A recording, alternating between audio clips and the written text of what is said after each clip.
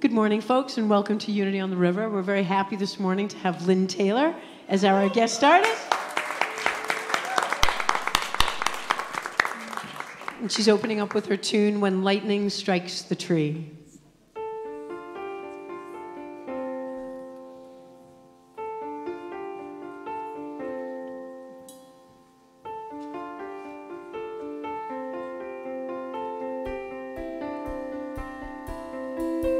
When the lightning strikes the tree, he said, it's time for me to go. It's been so long since I've been home, and I am ready. So he closed his eyes and left, just like that, to watch us from a different vantage point. And we danced to his memory. When the lightning strikes the tree, when the lightning strikes the tree, when the lightning strikes the tree, I will be gone. Together we have walked over jagged rock, the crooked desert path, sustained only by faith in the magic that awaits there. The spirits dance among us, they dance with us, they dance through us, they dance for us when we are too lost and scared to care. When the lightning strikes the tree, when the lightning strikes the tree, when the lightning strikes the tree, I will be gone. When the lightning strikes the tree, when the lightning strikes the tree, when the lightning strikes the tree, we carry on. The tree gives its life to the people in a manner so sacred we can only hope to be as holy. We who turn away from love because the fear won't let us feel it, we beg forgiveness on bended knee. When the lightning strikes the tree, when the lightning strikes the tree, when the lightning strikes the tree, we carry on. When the lightning strikes the tree, when the lightning strikes the tree, when the lightning strikes the tree, we carry on. Carry on.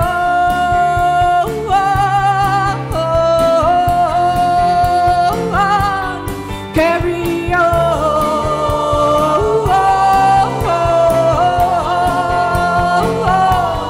Carry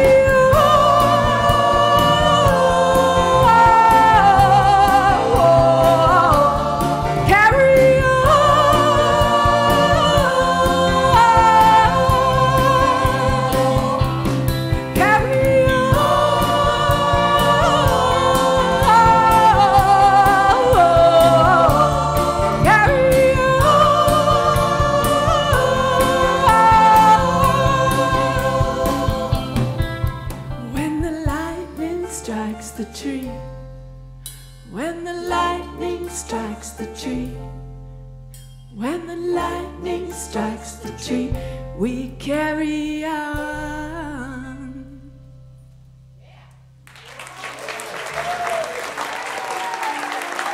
Give it up for Lenny.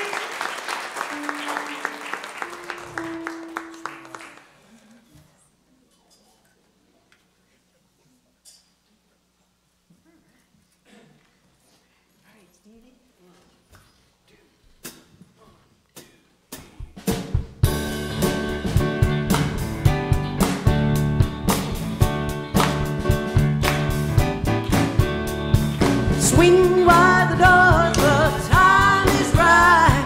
Swing wide the doors to let in the light. Bring in the dawn of humankind. Swing wide the doors of this heart of mine. Swing wide the doors, the time is right. Swing wide the doors to let in the light. Bring in the dawn of humankind. Swing wide the doors of this heart of mine. Swing wide the doors, the time is right. Swing wide the doors to let in the light. Bring in the dawn of humankind. Swing wide the doors of this heart of mine. I'm not holding it in anymore. I'm gonna shout it aloud. I understand now what I'm here for and what this life is about. It's about love, it's about laughter, it's about comfort and smiles. It's about love, it's about kindness, hearts open wide. It's about love, it's about passion, it's about taking a chance. It's about love, service, lending a hand, lending a hand. Swing wide the door, the time is right. Swing wide the door to let in the light. Bring in the dawn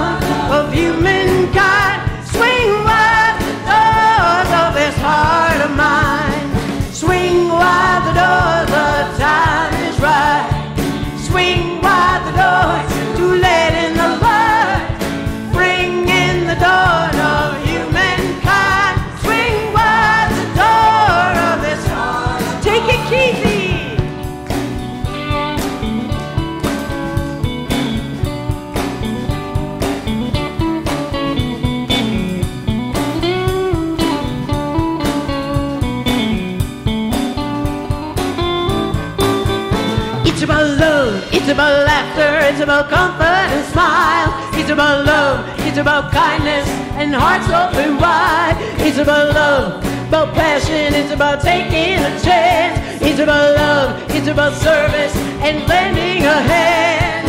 Lending a hand. Swing wide the door, the time is right.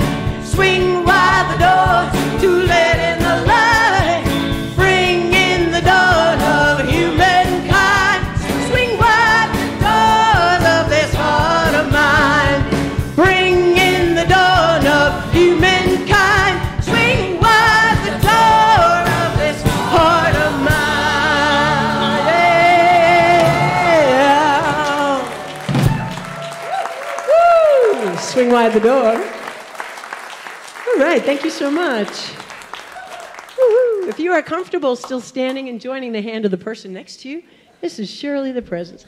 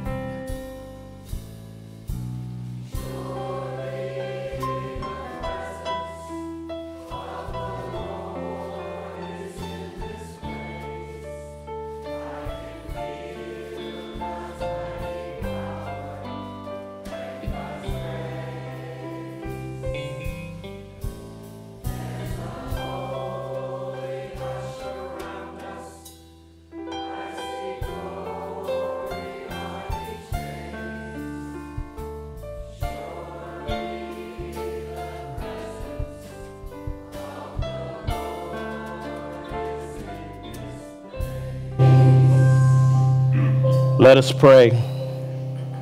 Surely the presence of the Lord is here because you are here present. It is your presence that is God made visible, through which God is felt, through which God is made real.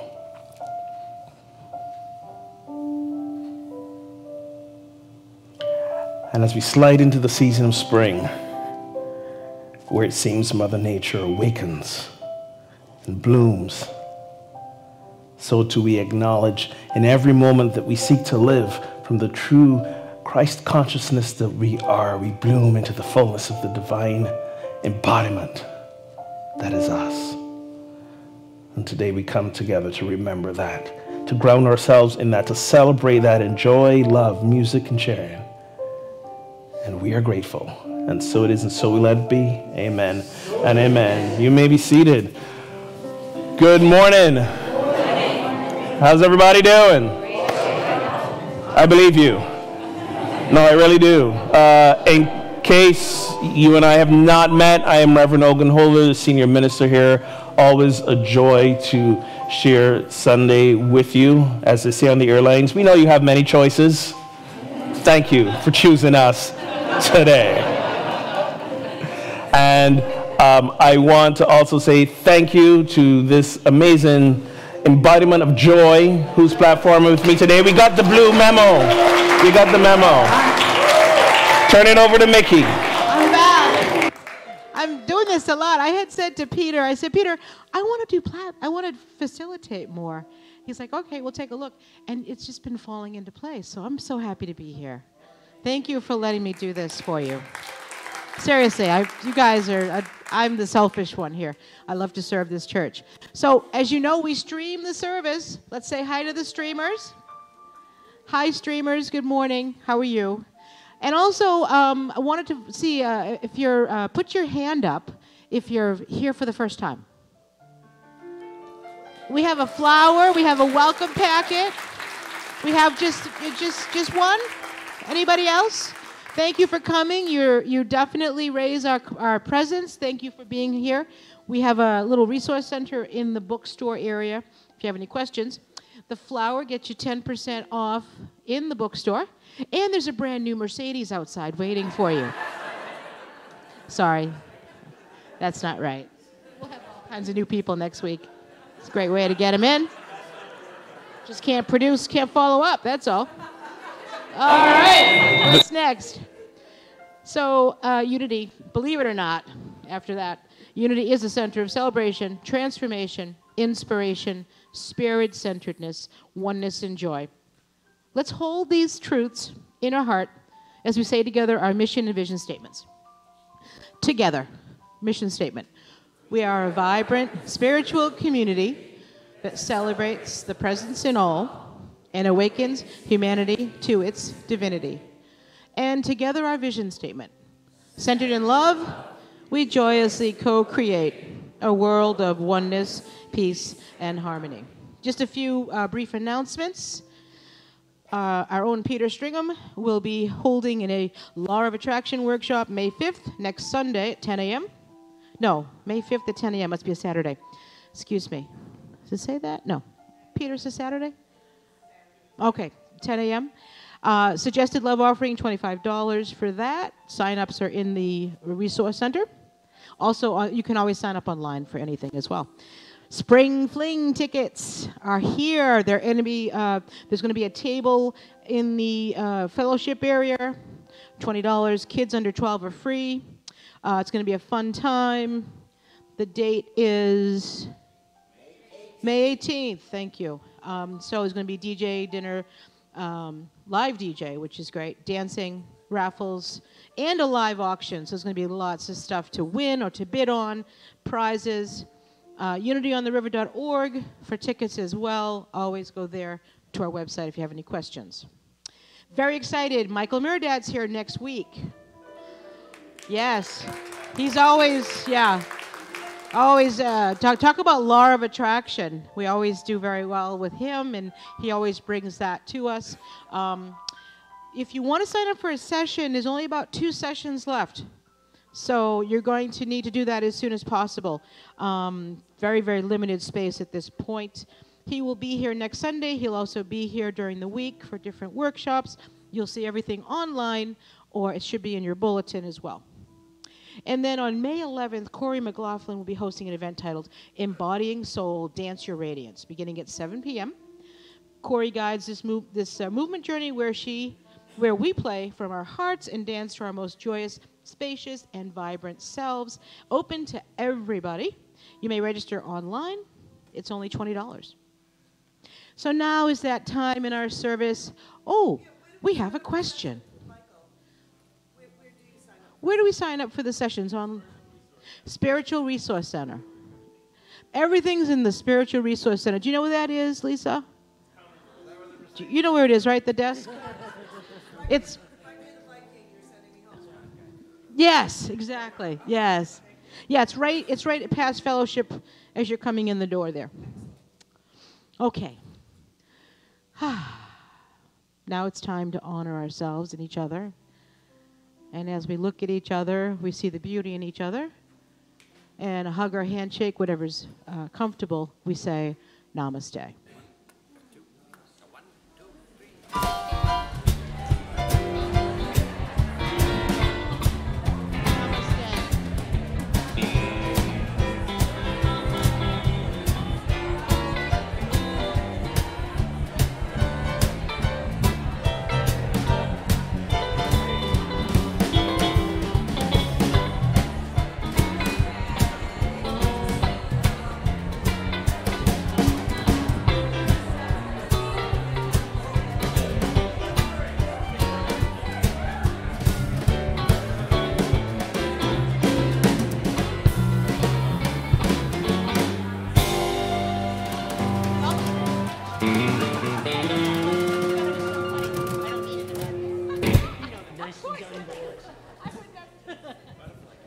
All right, now let's welcome up our musical guest, Lynn Taylor.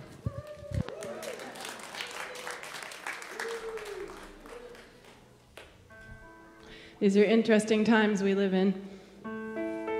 And it's even when it doesn't feel like a blessing to be present during the transformation of ourselves and the world, it's an honor to be here on earth at this time. It's an honor to be here with all of you. The song is called Butterfly.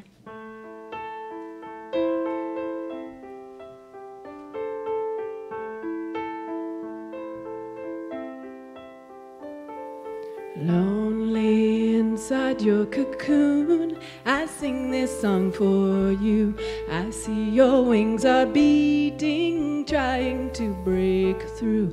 I see your heart is breaking, mine is breaking too. I sing this song for you, I sing this song for you.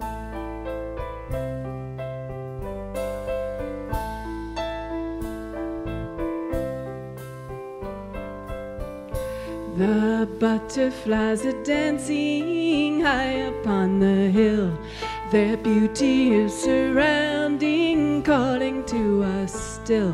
The time of greater knowing is drawing ever near. The conch shell is blowing, faith negating fear.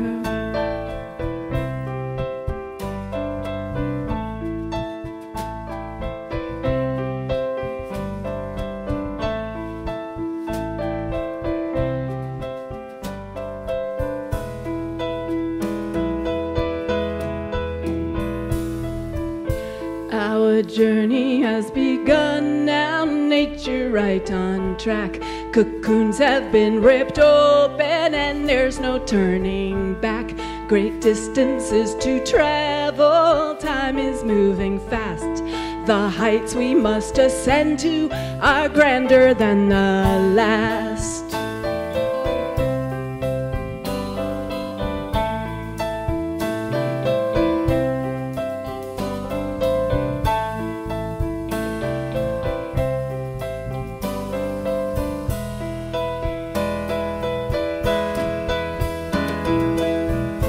I think that we are reaping all that we have sown. I think that we have strayed far from the path once shown. But butterflies are dancing deep within our bones. Butterflies are dancing all the way to home. All the way to home. All the way to home,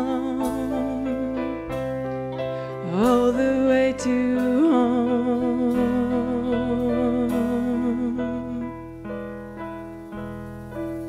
home.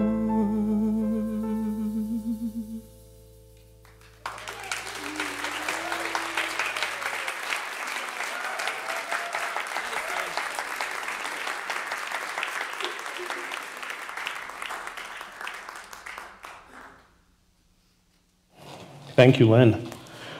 So last time I was here, we did Ask the Minister service. For those of you who weren't here, I think it was a couple weeks ago, you submitted questions to me, which I answered, hence the name. And all great questions. If you missed it, if you weren't here for it, head to our YouTube channel. The service is up there, you can see it. But after service, someone had a really fascinating question. And sometimes the most fascinating questions are the most obvious ones. And, they said to me, I've been on the spiritual path for a while, I've been coming here for a while, but there's one thing I never did quite get a handle on. And when I hear people talking about it, like, they use it like we all understand what it means. I said, okay, what is that thing? She says, what is consciousness? And at first I thought, like, have you not been listening to all my talks? But then I thought about it, and I was like, you know what? She kind of has a point here. Like, we ministers and speakers, we use the word and take it for granted that everybody understands what it means.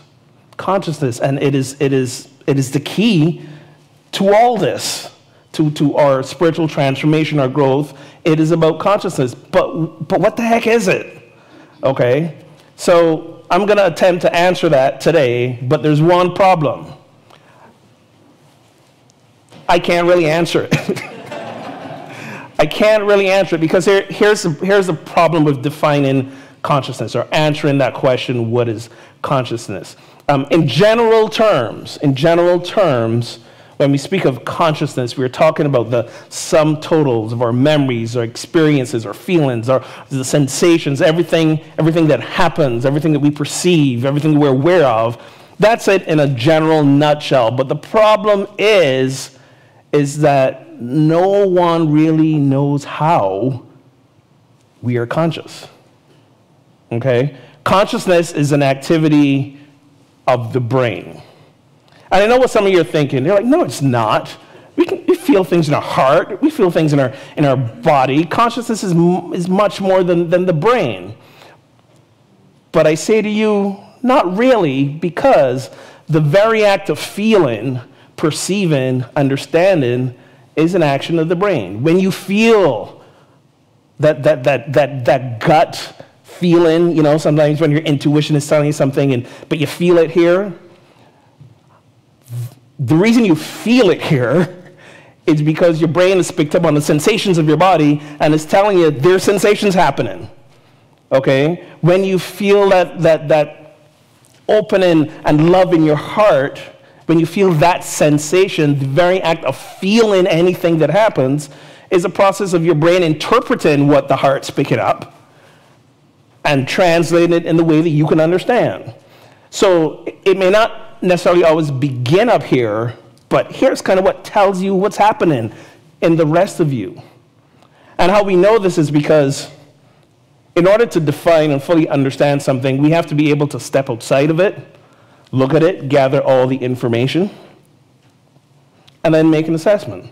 But here's the thing. We can't step outside of our own consciousness to look at it because consciousness is a very active process in information. The only time we are not conscious is when we're dead. And then we can't do anything about it. Okay? Can't do anything about it then. So it's this weird thing. How does this 3 pounds of gray matter, how does the firing of the synapses in it, how does that create the thoughts, the feelings, the beliefs, the expressions, how we interpret things in every waking moment? In fact, when you think about it, consciousness is really, that annoying time between the naps that we take, because then the brain keeps going, right? But even when we are asleep, stuff's still happening. We have dreams, And I don't want to take away from the spiritual experience of this, because I'm going to talk about that. I'm going to talk about that in a few minutes. But this is where I'm starting at the base, at the baseline here. When we speak of consciousness, no matter what form we talk about it in, the way we know we are experiencing ourselves, our conscious selves, is through the brain. I'm not saying that's where we need to start it. I'm not saying it's the final word. I am not saying go get a lobotomy. I am simply saying that it kind of starts. This is how we feel it and perceive it. Okay? So we can take kind of 3 approaches when it comes to the idea of consciousness. We could start with a physical, biological idea. Consciousness is all these, synapses firing in our brain, they're electrical impulses. Nobody knows how, honestly, these things result in us being able to think, believe, feel, perceive, change ideas, evolve. No one really knows, but that's at the physical, biological level. But then there's also the philosophical idea of consciousness. What do these things mean? When something happens to us, what does it mean? When something happens outside in the world, what does it mean? What does anything mean? Well, the short answer is anything, the meaning of anything is what we give to it, right? Nothing has an inherent meaning. We assign meaning. We are meaning-making machines. But the meaning we assign is based on what? The sum total of our experiences, our beliefs, the meaning we choose, the rationale we give to it. That's how we come up with meaning, or consciousness. So you kind of see how consciousness relates to meaning, okay? But then within that, there's another aspect, which is when we are applying our consciousness, we can just rely on past ideas, past experiences, lots of really good sessions with a therapist. We can go from that place. And we can also realize that there's a spiritual aspect to our consciousness. And that spiritual aspect to our consciousness is, again, when we take our beliefs, our feelings, our sensations, everything, and see them through the lens of who we are as divine beings. Who we are as divine beings. Now, the question is, how do you know you're a divine being? I love when people ask me, again, the most fascinating questions are often the most obvious ones. One night in a class I was teaching, somebody said, how do you know this is true? And I was kind of like stumped for a minute. I was like, ooh, that's a good question. How do I know it's true? Well, one, it's a matter of belief. I believe that God is all there is. I believe that at the fullness of every point of the universe, or rather at every point of the universe, is the fullness of God. God is all there is. Okay? You can call it spirit, you can call it whatever you want to call it. If the word God is baggage for you, don't call it that. It doesn't matter what you call it. But it's fully present in every point of the universe. And we're all connected in through and as it. I'm going to talk about that later as well. But, so if that's my starting point, my belief, then I have to believe that it's fully present at the point of me too. And that's how I see and interpret the world. That's my spiritual consciousness. But it all again stems to, how do I relate to, understand God? It all comes down to that. Each and every one of us, no matter where we are in life, whether we call ourselves Christian, whether we call ourselves Hindu, Buddhist, agnostic, atheist, no matter what title we want to give ourselves in the spiritual context, it has to do with God. Okay? So when we speak of our spiritual consciousness, what we are speaking about is how we show up in the world, view the world, how we think, believe, feel, relative to how we understand God. Make sense so far? If it doesn't, I'll repeat it. But I'll repeat it.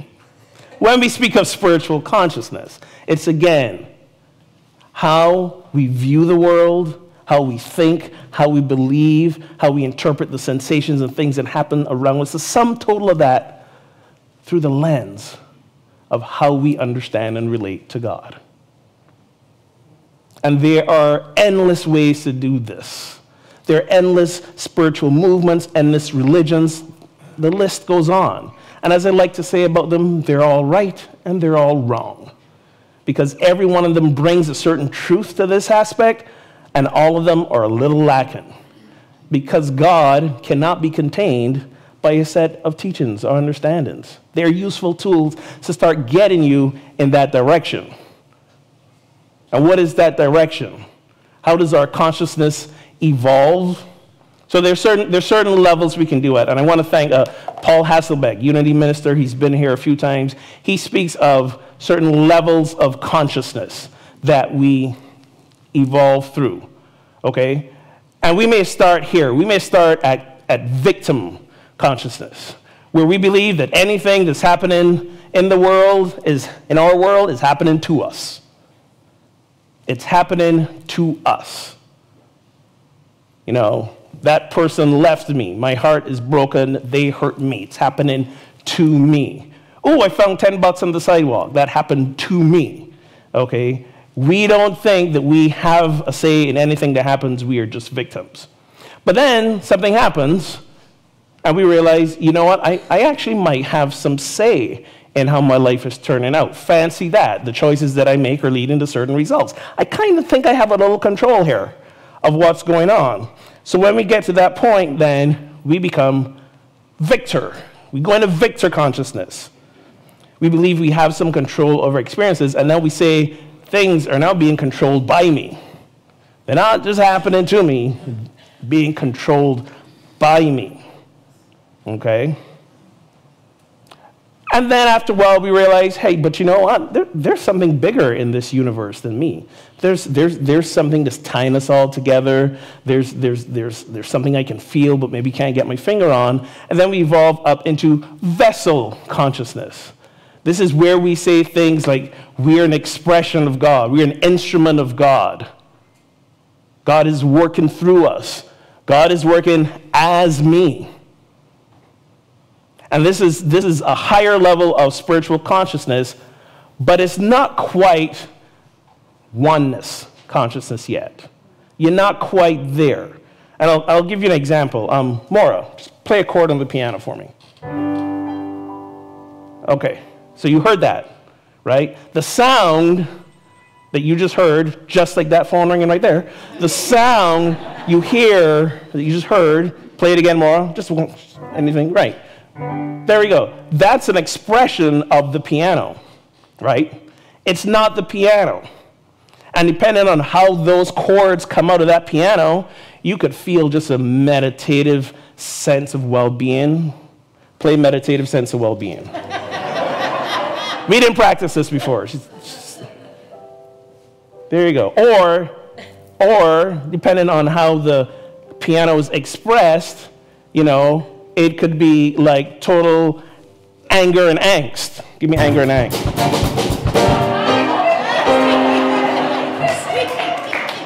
Or symphony. That was kind of like groovy. I mean, I want dissonance. I want. There we go. Now we're talking. Yeah. You heard her playing that. You're not gonna go, oh. No, you're not. Right? So all those sounds are expressions of the piano, but they're not the piano. And Stevie, right? And again, how we interpret that and give it meaning is a result of our consciousness. You might hear that angry angst playing, and one of you might think, oh, what's wrong with Maura today? She is like, what? But then, you know, you might be a speed metal fan, and you're like, yeah! Right? And now you're happy. She might have played those meditative chords, and you're like, that's blissed out. And some of you be like, oh my God, that's so boring. Right? So which of those feelings, which of those meanings is right? Which is wrong? Both of them. Right? But it depends on where you are in your consciousness. Again, sum total of thoughts, feelings, and beliefs. And again, if it's spiritual consciousness, it's through the lens of how you understand and relate to God. So again, not quite oneness yet, because the expression is still separate from the source. Okay? But then one day something happens. Something happens, and it hits you in a moment of realization, and we go to verity consciousness. Verity means truth. Verity consciousness, then you realize it isn't God and you, but God is you, and you are God. God is all there is. God is present in its fullness at every point of the universe, and your point of the universe. When we speak about God is everywhere, it's not that God is so big it covers everything. No, it's saying that the fullness of God is everywhere present, every single point of the universe. God is me. And the level that we're at, that we spend the most time in. And again, don't hear me say that one is wrong or right. I'm saying this is just how it evolves, according to Paul Hasselbeck. And I love this interpretation because it makes sense. The level that you spend the most time at, we can say that's the stage that you're at. So you may be at the vessel stage, you might be at the verity stage, the victor stage, the victim stage. It's just a stage that you're at. Don't judge it, just realize that's where you're at. You don't have to stay there, but that's where you're at. But even sometimes, no matter what stage you're at, you can still bounce back between another level depending on what's going on in your life. A great example of this, great example, In unity, we look to the ultimate teacher that's demonstrated in the Bible, and that's Jesus. Jesus walked around in verity consciousness, said the Father and I as one. When you see the Father, you see me. When you see me, you see the Father. You know, and this is who he is. And then the night before his crucifixion, in the Garden of Gethsemane, in anguish and tears, what did he say? God, if it is your will, take this cup from me. All of a sudden, it's God and me. And I get the raw end of the deal, and I don't like it. So, you know, if there's any chance I could take a mulligan on this one, help me out. He went all the way back to victim. This is happening to me. Okay? So we jump around, and that's okay. That's part of the evolution. Part of the evolution is making our way to, as much as we can, to that realization that, yeah, we're it. We're it. And staying in that place as much as possible. I can tell you I slip into victim every time I hit a traffic circle here, and I almost lose my life.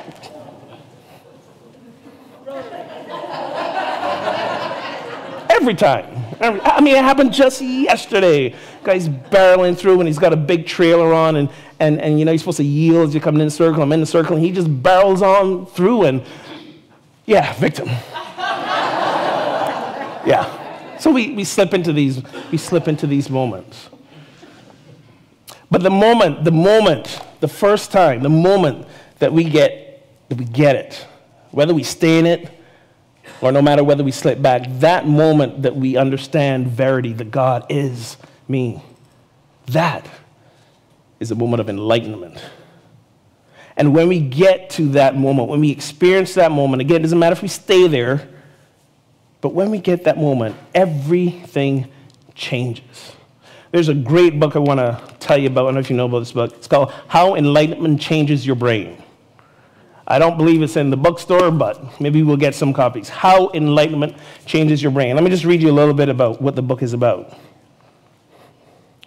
From brain scan studies on Brazilian psychic mediums, Sufi mystics, Buddhist meditators, Franciscan nuns, Pentecostals, and participants in secular spiritual rituals, the authors Andrew Newberg and Mark Waldman discover specific neurological mechanisms associated with an enlightenment experience.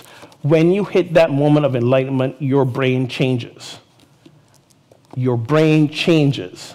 How your brain works changes. Why is that important? Let's go back to when we started this conversation. Where do we feel, perceive, and make meaning of things? Up here. I mean, you got to remember, folks, yeah, we're the fullness of God as well, but we're also physical beings. We are human beings. We got a heart that beats. No matter how much you believe in God, when that heart stops beating, right? No matter what you believe about God, when this brain and the synapses stop firing, you're what? You're brain dead. And then what happens to the rest of your organs? They're eventually going to shut down. Why? Because this controls it all. And being a human being does not take away from your divinity. It does not. But that's who we are. As I like to say, everyone who's ever been human has died. Jesus reportedly healed people, raised Lazarus from the dead. Lazarus still ain't walking around right now. Lazarus died. If I was Lazarus, I'd be upset. I mean, I got to go through this twice. Thanks, Jesus.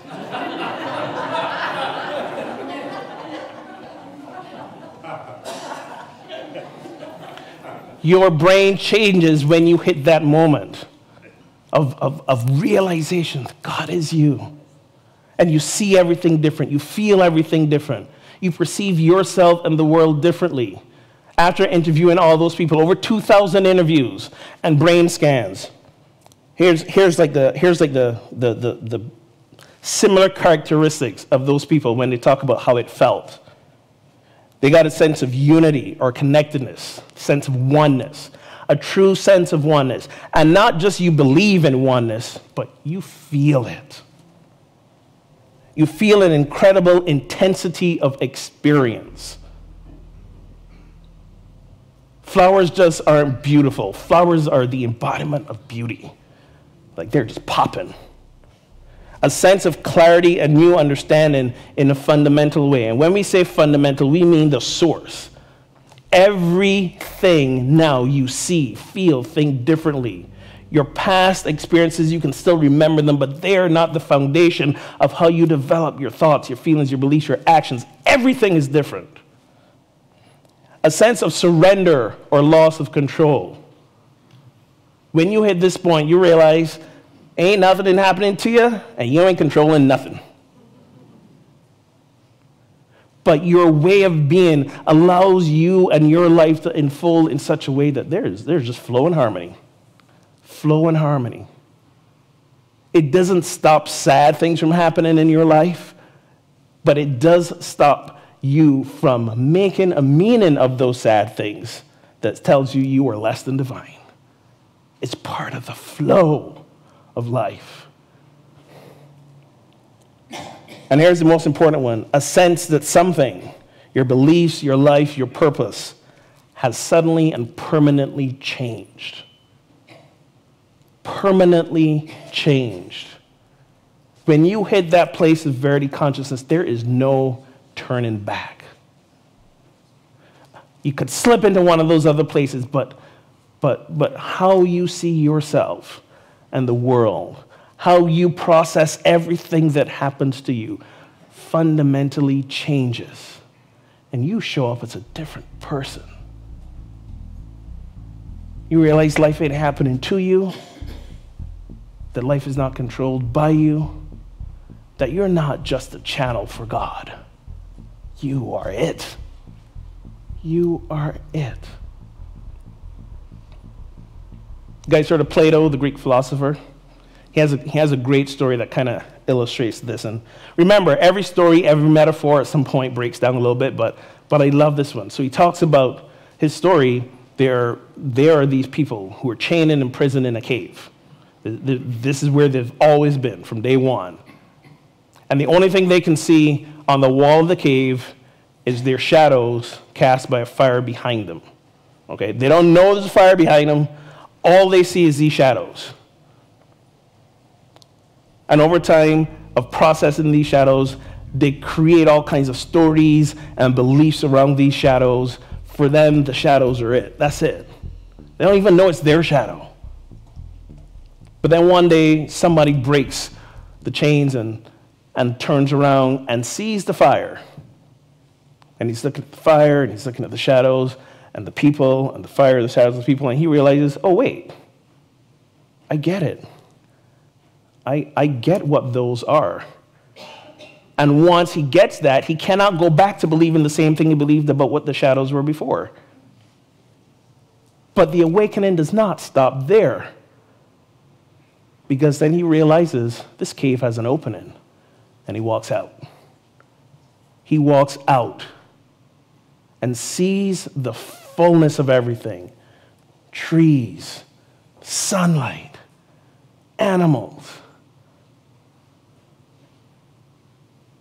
He has that moment of awareness of truly the expansion of everything and his place in it. There's no going back into the cave after that. And even if there is, you're not seeing and experiencing it the same way. This is what enlightenment is. This is what spiritual consciousness is. Walking in life, seeing life, thinking, feeling, believing everything through the lens of realization that the fullness of God is present at the point of view. You're it. You are it.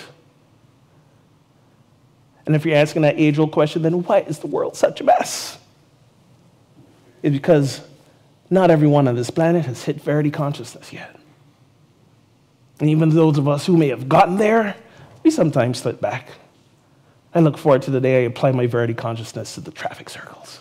Oh, that's going to be a glorious day. That's going to be a glorious day.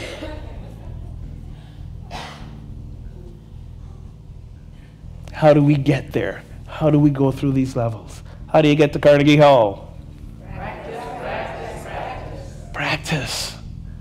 meditation, prayer. Those are the two main things. Remember, in unity prayer is affirming that you're not asking God for anything, you're affirming the basics. I know we want really deep practices and advanced practices, and we can do those. We can look for those.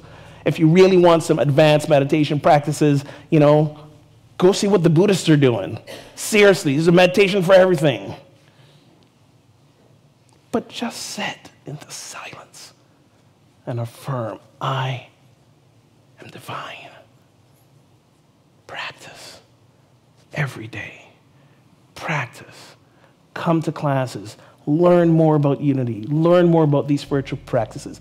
Go do some Tai Chi, some yoga. Get your body integrated into it all so you can feel the full sensation of the oneness. Practice, practice, practice.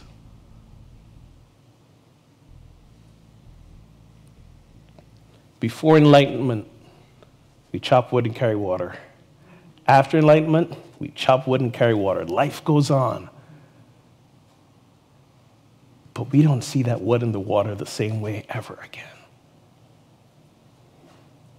So this is my invitation to you moving on. Practice. Evolve in spiritual consciousness.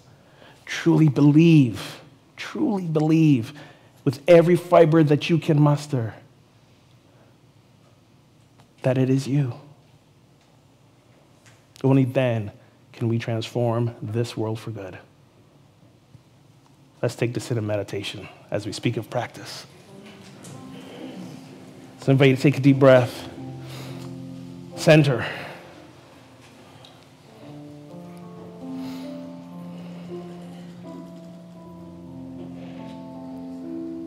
For a moment, step away from what you have just heard. You can remember it later. You can re-listen to the talk later. But for a moment, just allow yourself to become fully present to the breath and to yourself.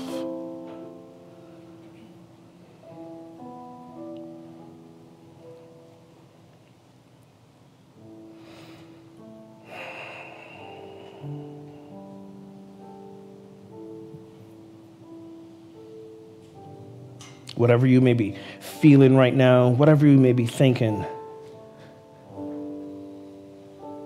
resist the temptation to judge or assign meaning. Simply become present to yourself, to this moment, and breathe.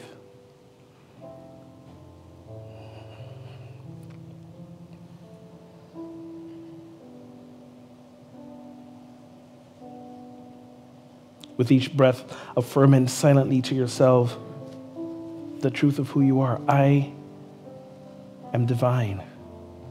I am God. I am spirit. I am all that is.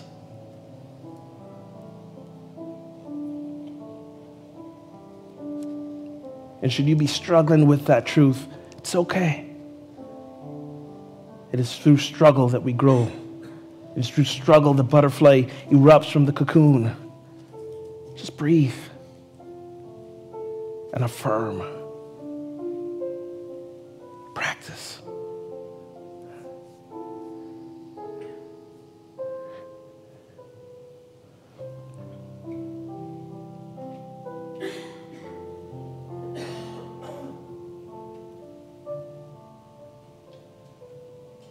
To whatever term you feel comfortable using to reflect the fullness of all that is, whether it be God, it be spirit, it be love.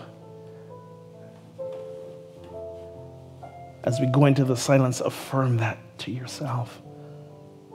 I am God, or I am spirit, or I am love. I am all that is. For a few moments in the silence, affirm it to yourself. It is the truth.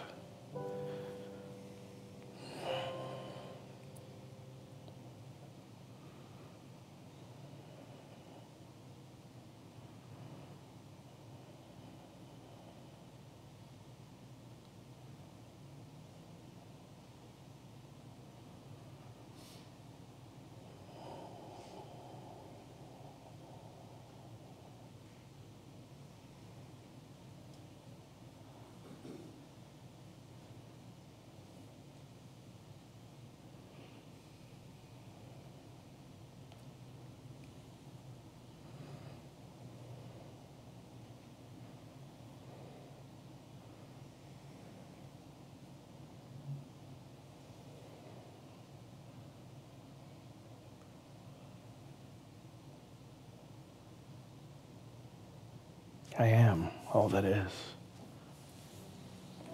I am the fullness of God. We hold and affirm this truth for all the names in our prayer box. And I invite you to hold that intention with me as well. That for every name in here, these people remember this truth. That life is not happening to them or by them. That they're not even channels. They're more than that. They are spirit itself. And I'm believing that they see, feel, and understand the world differently and grow into the fullness of who they are. And should you hold that for anyone else as well, I invite you to say their names out loud.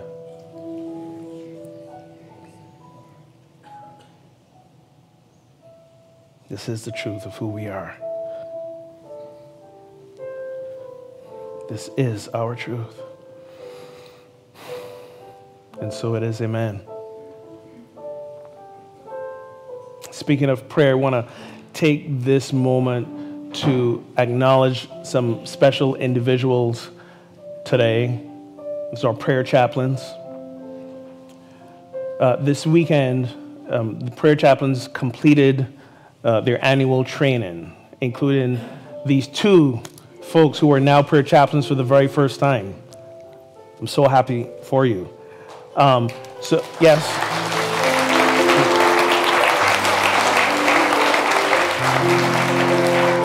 But in case you didn't also know, every person who wants to recommit to being a prayer chaplain for another year goes through the same training all over again. Every year. You know, in the karate practice, you know what happens after the master achieves his black belt? What does he do? He puts back on the white one. He starts again. Why? Because now we're seeing things from a different place. So those things that we thought, oh, I got them mastered, I got them covered. No, now that when you're enlightened and awakened, you see them differently. And part of these prayer chaplains going through this every single year is not just forming a bond between each other, but reaffirming, recommitting, practicing what they have learned so that they can become the highest, greatest version of themselves as they serve in this pivotal role.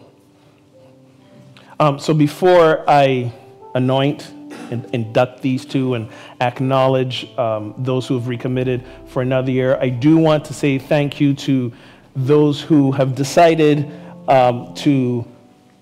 who've served as prayer chaplains in the past year and have decided not to recommit. I do want to honor them because they have done us a great service. Some of them are here today. If you are here, stand. Diana Clark, Christina Mariah, Taya Klein, John Wernsdorfer. Thank you all.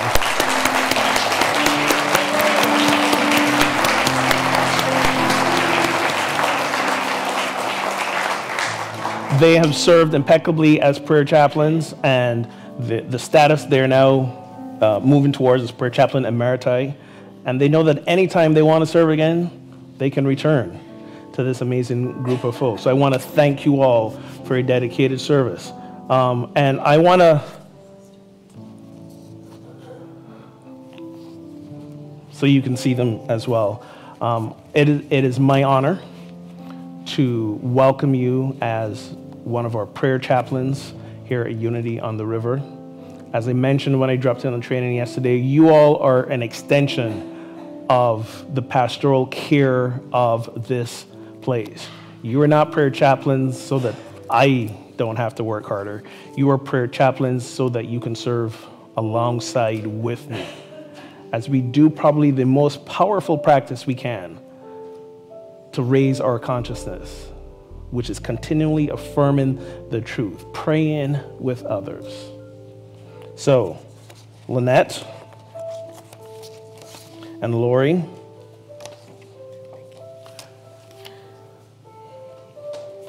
thank you.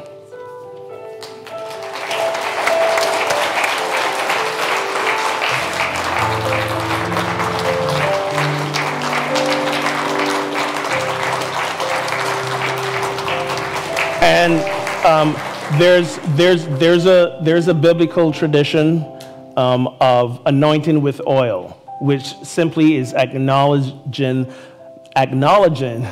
the mutual choice between you and God to serve in this role. Samuel anointed David's head with oil when David was chosen, divinely chosen to be king. So I know that this was not just a choice you made, but a choice that your spiritual consciousness made with you, for you. You were called.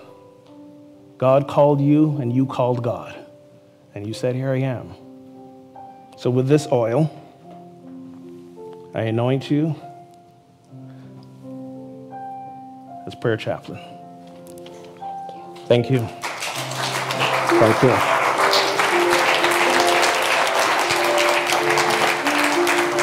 And I also want to acknowledge all these prayer chaplains who have said yes to serving for another year. Quickly come up here on this step. Let folks take a look at you.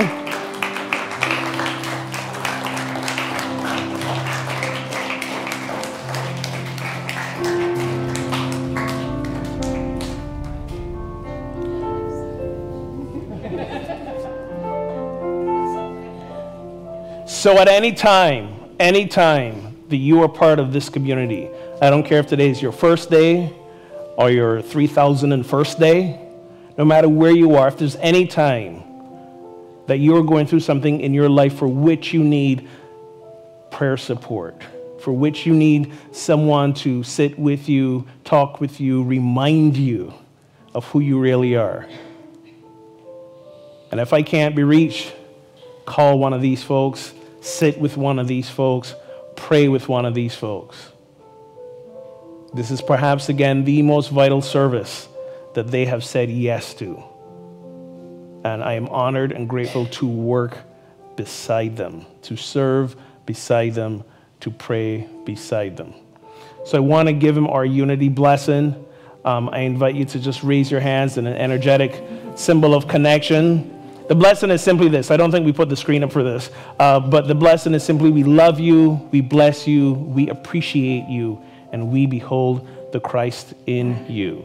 Together, we love you, we bless you, we appreciate you, and we behold the Christ. And so it is. Thank you all. Give him a hand.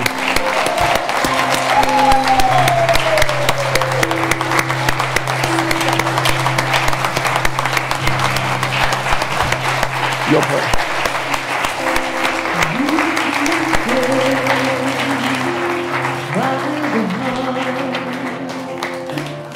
Where do you end? Where do I start?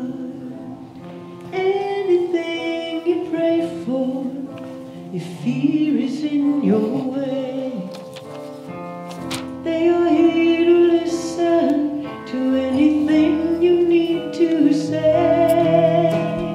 Your prayer is my prayer too. Your prayer is my prayer too. Whatever you feel, I feel too. You're a part of me and I'm a part of you. Your prayer is my prayer too. My prayer too.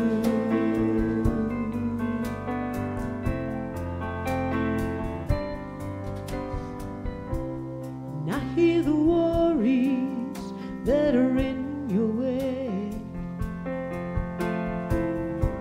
There's nothing I can do to take your pain away, but I'll help you reconnect to the voice that's deep inside. That angels wrap you in their love, that spirit be your guide. Your prayer is my prayer too. Your prayer is my prayer too. Whatever you feel, I feel too. You're a part of me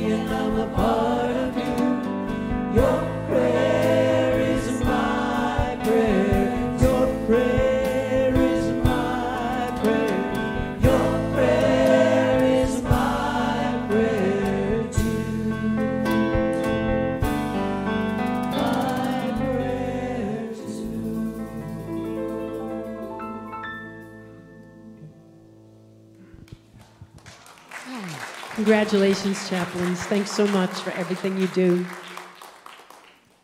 Thank you, Maura. Thank you all. Thank you. Beautiful ceremony. Congratulations to those new chaplains.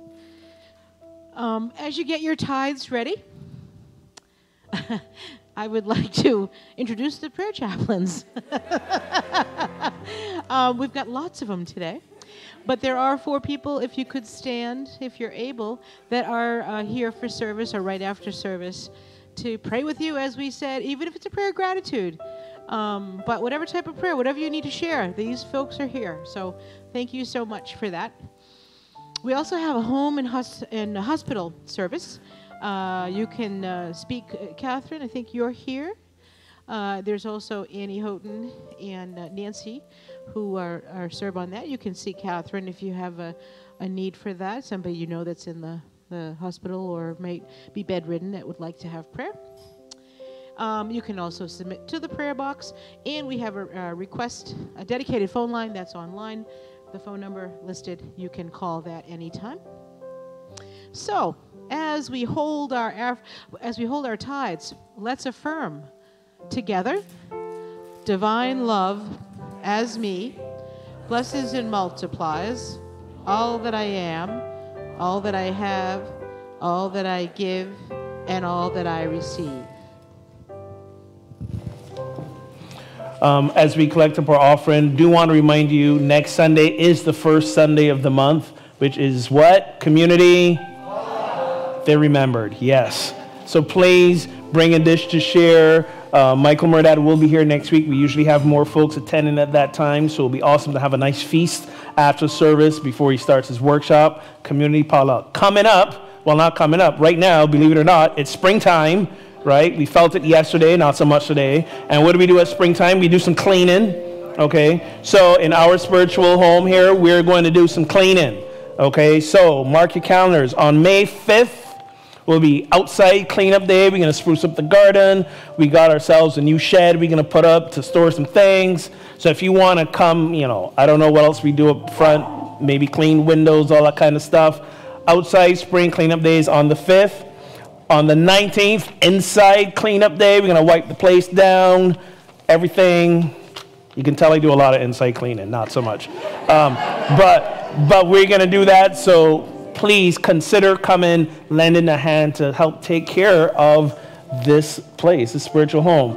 In between those 2 dates, on May 12th, which is a Saturday, we are going to do, Friday, May 18th, that's not right, is it? That's not right. That's No.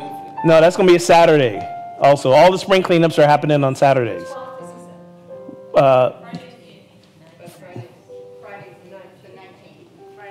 Okay, so it's going to be a Saturday. Okay, Saturday the 19th is probably correct. Where's Peter? Peter, is that right? Saturday the 19th. Okay. But on the 12th, we're going to have a recirculation day. And what we're going to do is take things not just from here at the center, but I want you guys to bring things that no longer serve you from your home. We are going to generate some energetic flow. Part of living in an abundance consciousness is you got to give. And I know a lot of us have stuff sitting in our homes that we don't use anymore, that we can give, or they no longer serve us, we're done with them. They need to be in good working order. Don't bring the garbage. Okay, bring the stuff that still works, still nice, it's just not serving you anymore. Okay, we're going to set up tables. We're inviting the community, Amesbury, Newburyport. We're inviting people to come and take this stuff. We're not selling it. We are giving it away. Okay, we're not selling it. If folks want to give a donation, that's up to them. As always, part of giving is graciously receiving, but we're not selling anything. We're energetically clearing space for more. And you are part of this community, so when you energetically get in that move of giving, energetically you bring an energy of receiving to our community. Okay? So, make note of those dates, and let's be of service to the community in that way. Let's bless the offering. Yes, Nancy? When are they starting to collect and stage for that? Bring everything on Saturday. We really don't have the space for that here currently. So show up Saturday. We'll give you more details. I think we start at like 9 in the morning. Just bring the stuff. bring it, drop it off here. Put your name on it, because if nobody takes it, we're going to be calling you back. We don't have the storage space here, or we'll be taking it to Goodwill. We have the book and clothing bins at the entrance. Those things we will put in there as well. The company that takes those, they give us a portion of the proceeds that they raise for them, so those are fundraising bins as well. So we'll give you some more details, but mark those dates and come help us take care of this beautiful place that we call Unity on the River. And let's give thanks for these gifts right now. So again, in that energy of gratitude and abundance, knowing that as we give, we activate the flow of receiving. We say thank you for the gifts that you have given today, whether you gave here, you gave online, you're given in the Absolute Abundance class, you're a regular automatic giver. However it is, we are grateful. And we continue that flow by tithing on these tithes, giving a portion back to the Amesbury community and the wider Unity movement. And in so doing, we continue in the flow. And so it is. Amen. Thank you. Thank you. Thank you all for your gifts. Thank you all. Thank you all to everybody who's made this service possible. Special thank yous to certain angels this week: Tess, Susan, Jeremy, Denise. All the youth and family ministry kids for planting roses in the planters in front of the church. Mike, Jim, and Stan, thank you all so much. Special thank you to teams this week: bookstore team, PowerPoint team, youth and family ministry team, and the folding team. Thank you so much. Board members, if you're here, could you stand? Thank you so much. If you have any questions, well, of course, we're having the community meeting directly right after, so save those questions. And also, thank you to those who make Wednesday night service happen. This week will be a Samadhi and meditation service with Mark Schneider. And now let's welcome back Lynn Taylor and Ogun on Wednesday. Lindy's final tune is going to be part of it. So as Lynn gets settled, yes, right after service, community meeting. I'm not going to do receiving line, and we're going to just, those of you who want to stay for the community meeting, as soon as we're done the prayer protection, just come together, sit here. We're going to give you updates, financial updates, some things that we've been working on since we had our annual meeting, and bring you up to speed, and also answer any questions you may have. It's very informative, and again, you taking part of it is saying that yes, you are invested in your spiritual community. So I invite you all to stay. Take it away, Lynn.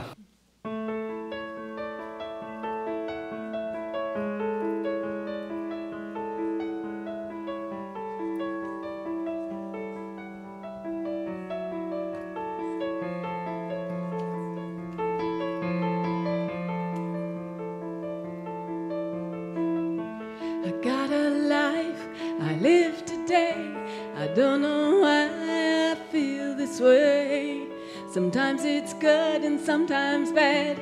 Sometimes I'm happy, sometimes sad. Sometimes I don't know where to turn. Sometimes my heart and soul do burn. Is that the only way we learn in this great experiment?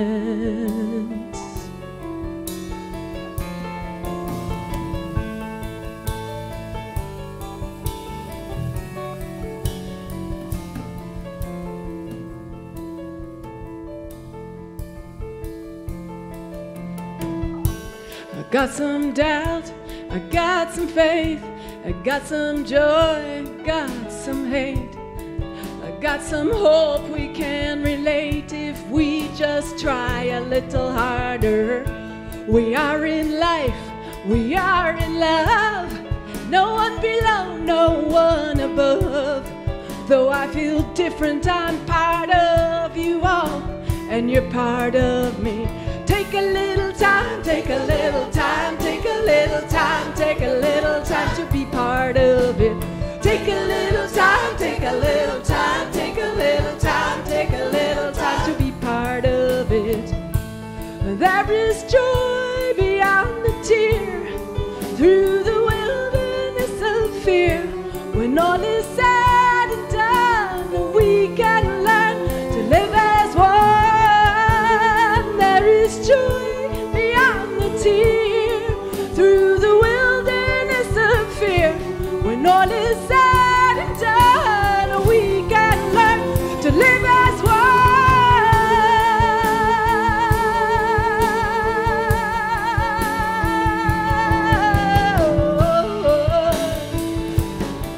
Yeah, yeah.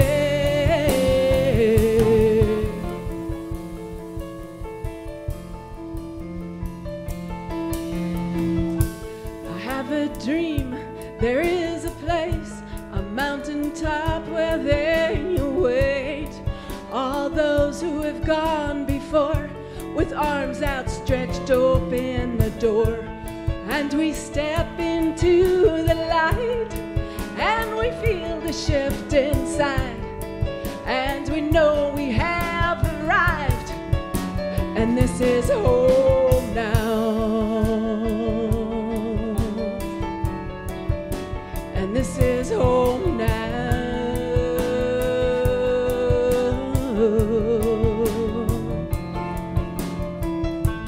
There is joy beyond the tear, through the wilderness of fear. When all is said and done, we will learn to live as one. There is joy beyond the tear, through the wilderness of fear. When all is said and done, we will learn to live as one.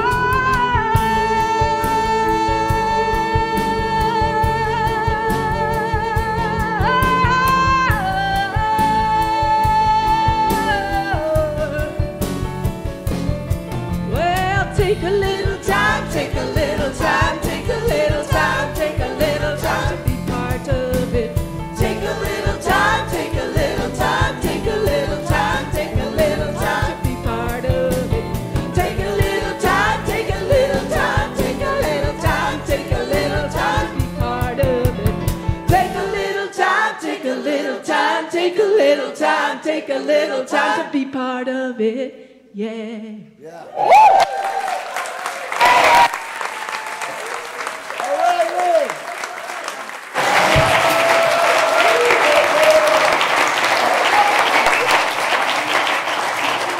Nicely done. Our children will not be joining us today, so I'm going to invite you to stand, take the hand of your neighbor, as we affirm the truth that there is peace on earth. It begins with us as we see ourselves in the world differently. And remember, as soon as we're done, if you're staying for the community meeting, sit on down, and if you're not, head on over to hospitality as quickly as you can.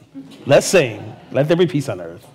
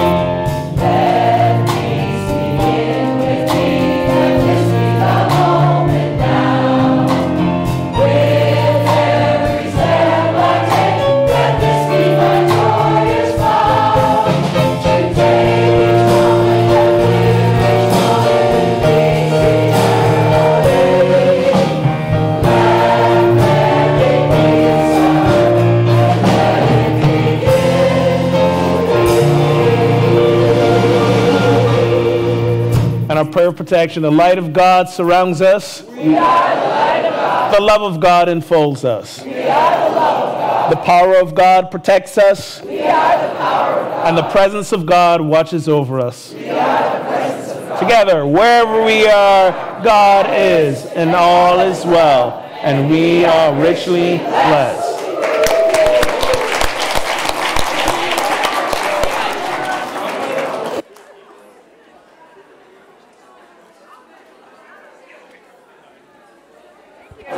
All right, so again,